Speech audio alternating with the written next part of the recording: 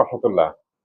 সূরা নিসার ৭৮ নম্বর আয়াতে আল্লাহ বলছেন, তোমরা যেখানেই থাকো মৃত্যু তোমাদেরকে ধরে ফেলবেই। যদি তোমরা মজবুত দালানের ভিতরে থাকো তবুও,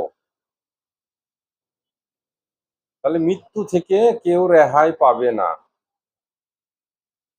আমরা অট্টালিকা তৈরি করি আর গুপ্ত স্থান তৈরি করি আর মজবুত ভিত্তি দিয়ে বিল্ডিং বানাই, যেটাই করি না কেন, যেখানেই থাকি না কেন, মৃত্যু প্রত্যেকের জন্য অবধারিত। মৃত্যুর স্বাদ গ্রহণ করতেই হবে। আমরা দৈনন্দিন কাজের কারণে মৃত্যুর কথা চিন্তাই করি না, ভুলে যাই।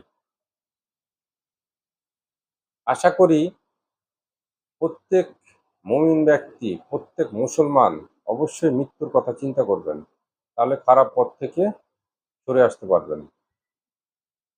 দুনিয়াটা ক্ষণস্থায়ী, আর সারা জিন্দিগির যে স্থান, সেই স্থানের কাজ আমরা করতে চাই না।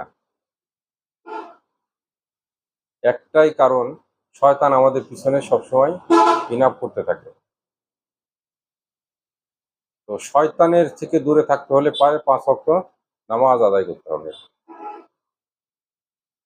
নামাজ আদায় করেন, মনটাকে ফ্রেশ রাখেন, দেখবেন সবকিছু সহজভাবে চলতে থাকবে।